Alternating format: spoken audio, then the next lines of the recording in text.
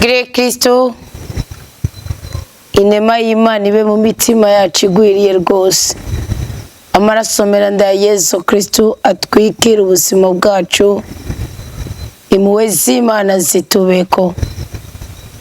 Bakunzi b'ijambo ry'Imana, mbahaye ikaze muri uyu mwanya mwiza wo kwakirana isezerano rishasha ry'umunsi. Turinjiye mu munsi w'114 muri uyu mwaka wa 2025. Sinkekereza ko Imana iri kumwe natwe, sinkekereza ko Imana idukunda, sinkekereza ko Imana itwitayeho. Buriya Imana idufitiye urukundo rurengeye rw'ababyeyi batwibarutse badufitiye. Imana idufitiye impuhwe kugezaho itipfuza icyo tubabaza, naho twebwe nyene tuba twashoyemwo ibirenge n'amarangamutima byacu. None rero murakaza neza tuganire, murakaza neza dushima Imana, murakaza neza twerekeze imitima yacu ku Mana yacu, murakaza neza turindwe inabi, murakaza neza kugira ngo muri uyu mwanya Umukama atubwire ibigogero ashaka kudushingira kugira ngo ntitubirenge, niyo tutabirenga dutabagwe mu izina rya Yesu Kristo, umwami, umukiza n'umucunguzi w'ubuzima bwacu. Ubundi Umukama aratabara cyane Aboro, kandi Umukama agirira ikigongwe abantu bose bamugarutseko. Tugire Kristo. Kubera ko Bibiliya ivuga ngo Umukama aratabara cyane Aboro, mbega umworo ninde? Umworo ni umeze gute? Umukama aratabara cyane Aboro kandi akagirira neza abo bose bamugarutseko. Nimba ushaka kugaruka ku Mukama, kazura kaza neza. Ntukemere guheranwa n'imibabaro, ntukemere guheranwa n'agahinda. Umukama agira neza byose, kandi Umukama ntiyirengagiza umuntu n'umwe. Hari akantu gato ingomba tuganire imbere yuko dusengera iri sezerano rishasha Umukama aduhaye. Ubundi buriya nimenya ngo niyo ninegura niko sogokuru yavutse, ariko nimbi nimenya ariyo ninegura mu buryo bw'ibigaragara. Mu buryo bw'umwuka nawe mubaza ko ari iki? Mu buryo bw'umwuka, kwihagarara ko mu makosa, kwihagarara ko mu bugugu, kwihagarara ko mu byaha, kwihagarara ko mu kwihenda. Umutima wawe ukakubwira ati burya ibintu wabikoze, ariko ugakomeza ukishingira intaye, ugakomeza ukwidigadiga, niko kugira ingorane, niko guhumana, niko gutabagara, niko kunanirwa, niko kunaniza ubuzima bwawe. None rero mukunzi w'Imana, kuri uyu munsi wa 4, ntutabagaze umutima wawe, ntutabagure umutima wawe, ntiwitetereze wenyene ngo ture hasi ubuzima bwawe kandi bwari bugifise akaryo keza ko kubaho. Bibiliya iravuze ngo Umukama agirira ikigongwe abamugarutseko.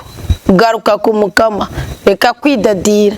Urabizi ko wasambanye mugabo wasigaranye umutima wicutsa, reka kwidadira. Urabizi ko wahemukiye umuryango wawe mugabo n'ubundi ukomeza kwidadira, ukomeza kwagiriza amakosa, aho kwisubira ko nguciye bugufi. Imana yenyene ubwayo abari kugirira impuhwe ikagutora kandi ikagutoranya. Mugabo yitwa mwene Sirake yigeze kuvuga mu kigabane ciwe ca 17, aravuga ijambo ukwisubirako. Buriya kwisubirako bikomoka mu kwisuzuma, hamumaze kwisuzuma ukifatira umwanzuro. Kandi ubwo n'ubutunzi abantu benshi badafite, ubwo n'ubutunzi abantu benshi birengagiza, ubwo n'ubutunzi ngendanwa, kandi ubwo n'ubutunzi karemano, kuko nta muntu yobuha uwundi. Iyo umaze gutera intambwe mu buzima bwawe ukumva iryo jambo kwisuzuma no kwisubirako bifise ikibanza muri wewe, uzomenye yuko uri umuntu adasanzwe. Muri uko kuba umuntu adasanzwe, mwene Sirake yaravuze ngo garuka ku Mukama uhebe igicumuro, umwambazi imbona nkubone, ugabanye ikimubabaza. Tugire Kristo. Wowe ushaka amahoro, wowe ushaka umugisha, wowe ushaka umugwiza, wowe ushaka umunezero, garuka ku Mukama yiteguriye kukugarukirako. Garuka ku Mukama ugabanye ibimubabaza.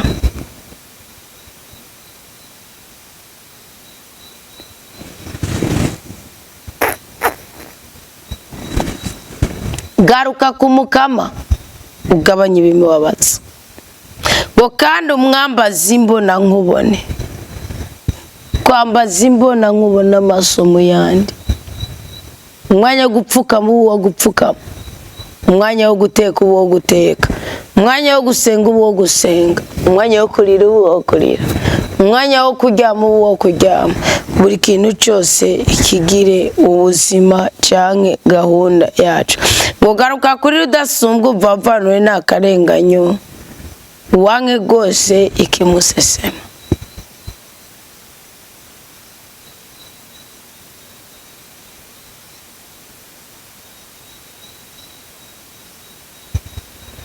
wange rwose ikimusesema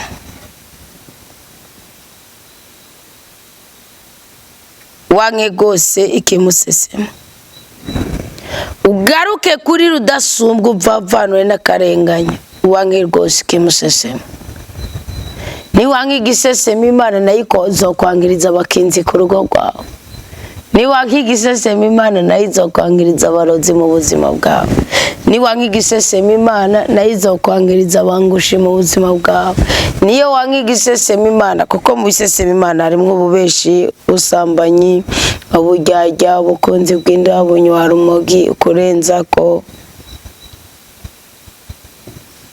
ibisesema Imana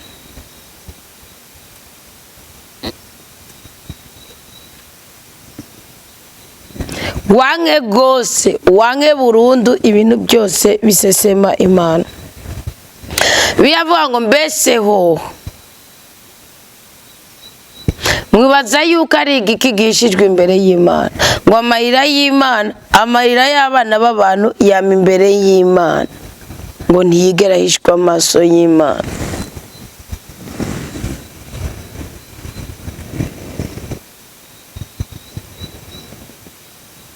ngo ninda zohayagiza rudasumbwa mu kuzimu atari abazima bamuhini nazo uwapfuye akazimangana n'abagishobora guhayagiza Umukama n'abagishobora guhayagiza Umukama muzima kandi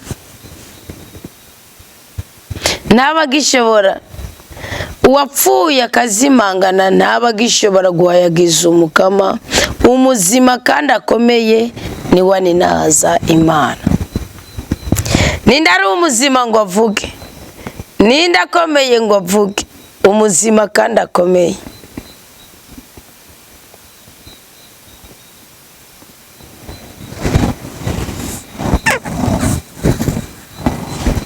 umuzima kandi akomeye ni wani naza Imana ninde muri twese ari umuzima iyi saha ya saa sita uyu mwanya wo kwakiriza muri shaje isezerano rishaje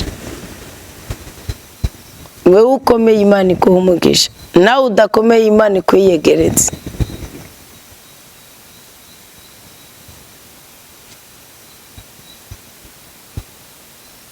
kandi Imana ikunezereze mu izina rya Yesu Kristo ubundi gihe cyose ubaho mu mutima udatunganye ubugenda nk'uwapfuye uwapfuye rero ngo nashobora kuninaza Imana ariko uri muzima no kuvuga uwihana uwiyeza ukora iby'urukundo ukora iby'ubutwari ugamburuka itegeko rya rudasumbwa niwe aba ari muzima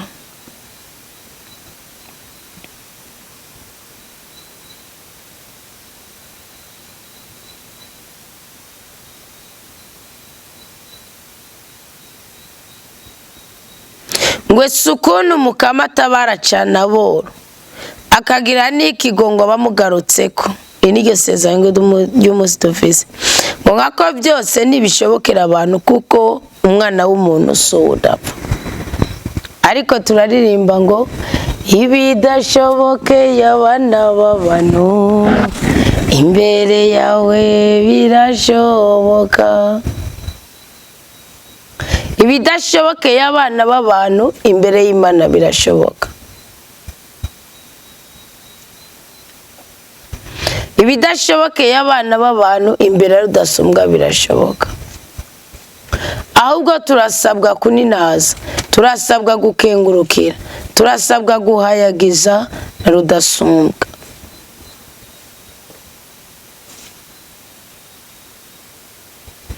turasabwa gushimira Imana ku ngabirano y'ubuzima dufise. Ibisigaye yaduciriye bugufi Imana irininaza mu buzima bwacu.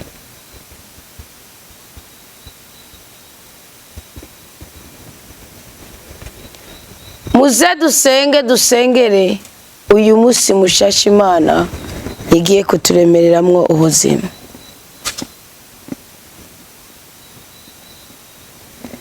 Muze dusenge dushimira Imana kuri isezerano rishasha duhaye. Niyo twamara kuyishimira twizere ko hari ikindi kintu gishasha igiye gukora ku buzima bwacu.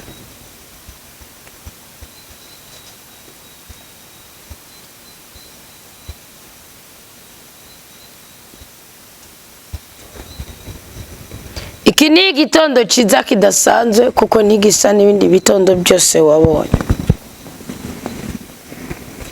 None rero kirutse umutima wawe, dusenga Imana, tuninaza Imana, tuyikengurukiye ko iduhaye umunsi mushasha. Tuyisaba inkomezi, tuyisaba ubutware, tuyisaba uburinzi, tuyisaba ubwenge n'ubwitonzi kuko tutabifise ntacyo twoshobora.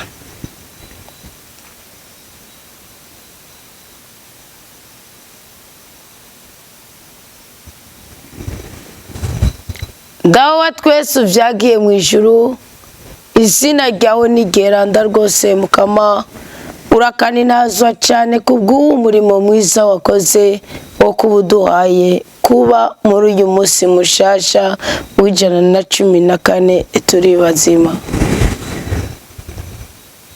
Turi mu mwaka wa 2025 watwemereye kutwambutsa, utwemera kutujabutsa, utwemera kudufata ukuboko, utwemera ko no mu itanure ry'umuriro tutazosha.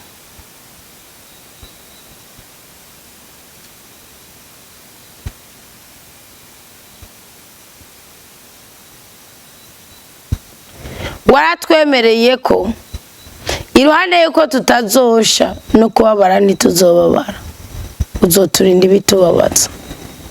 Muri ivyo bitubabaza harimo imivumo tugendana mu buzima bwacu. Muri ivyo bitubabaza harimo inzangano, harimo ibyankiro, harimo ubwangushi bwabo tugendana. Mukama, hari abajyanye, hari abafise imitima nyamaso, hari abarozi, hari abasambanyi, hari ababeshi, hari imboregwe, hari abantu bamaze gutakaza agaciro gashingiye ku kuri kw'ijambo ry'Imana bazengereje ubuzima bwacu.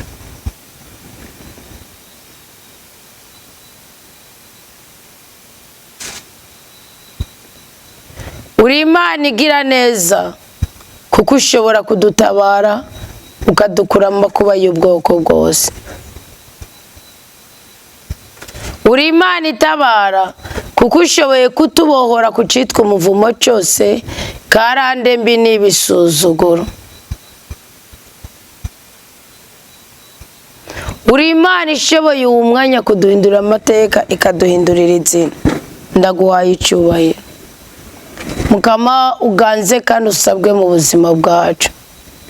Iki gitondo turakiriye urukundo rwawe, turakiriye amahoro yawe, turakiriye ibyiza n'ibyishimo. Turahakanye, turanse kandi turangirije icitwa umurozi na mugenzi we cyose. Turanse imyuka mibi y'ubwoko bwose, turiyambuye imikoshi, turiyambuye ubugwayi, umwuka mubi wo guhererwa turawanse. Turagusabye Mwami Imana nyagora ku ngoma, iki gitondo duhe igikundiro weyure umuco ku buzima bwacu. Turagusabye rutarega ubuzima bwacu, turagusabye.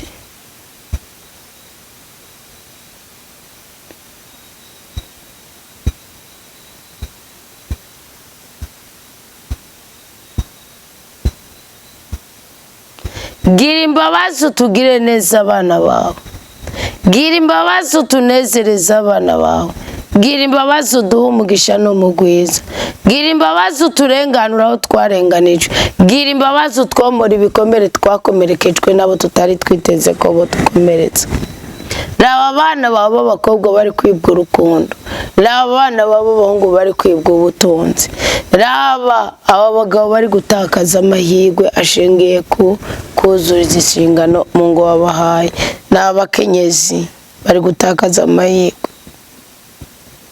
Tugirire ikigongwe dawe unezereze ubuzima bwacu, tugirire ikigongwe uduhe ko kumva ko turi abantu badasanzwe.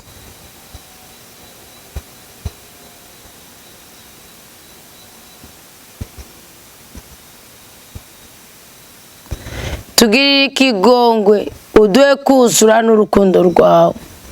Ituri banini ngo byange ko dukwigwa mu rubavu Rwanda rwa Yesu Kristo. Nezereza ubuzima bwacu Umukama.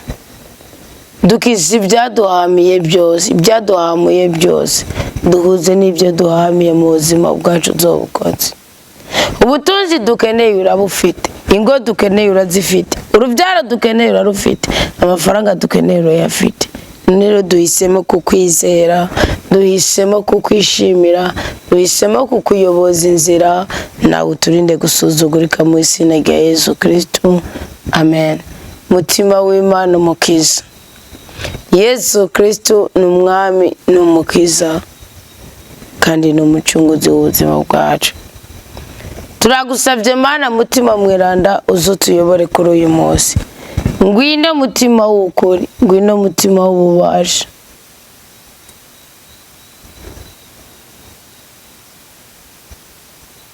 Ingomana mutima mweranda kugira ngo ineza y'Imana yubakike mu buzima bwacu.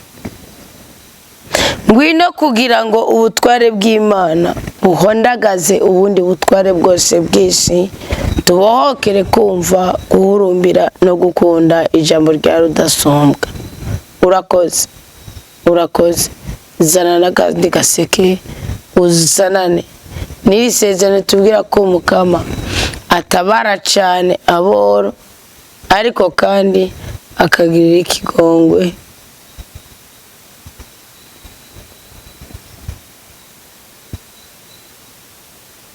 Nta kintu na kimwe tuzobura mu biganza byawe, kuko turi kumwe na mutima mweranda, tuba tuyobowe n'ingabo z'ijuru. Iyo dukorewemo na mutima mweranda, ineza yose iragaragara, inabi igahunga. Iyo dukorewemo na mutima mweranda, ubwiza bw'Imana buhorana natwe. Turakwakiranye n'aka gaseko tuzaniye uyu munsi, turatuye igikundiro ku buzima bwacu, turatuye ubudahangagwa kuri twebwe, ku bacu no mu byacu, turatuye umugisha no mugwiza, turiyonkoye ku myuka y'abarozi, turiyonkoye ku majambo y'amatongerano, turiyonkoye ku bambuzi b'ubuzima. Turi abana b'Imana koko, turi basamurwa ubwami bw'ijuru. Umurozi nateshwa te, umwangushi natweshwa te, umwambuzi nateshwa te. Mu izina rya Yesu Kristo abana b'Imana tubohokere kuramba no kuroranirwa, kuko ubu no mu myaka yose twaratowe twongera turatoranywa. Amen, amen. Haleluya. Imana ibahe umugisha, mugire igitondo cyiza cy'amahoro, mugire igitondo cyiza cy'umugisha. Inema y'Imana yo muri twebwe igwiriye rwose, ubuntu bw'Imana budutwikire, imbabazi z'Imana zitubeko, kandi ubugombe bw'Imana bubane natwe. Umunsi abadandaza mwunguke, uyu munsi ababyeyi munezerwe, uyu munsi ugwaruka muhimbagwe, uyu munsi mwiyumve mu bubasha bw'ubutatu bwa Imana imwe rudende. Amina. Imana ibahe umugisha kandi banezeze cyane mu izina rya Yesu Kristo. Amen.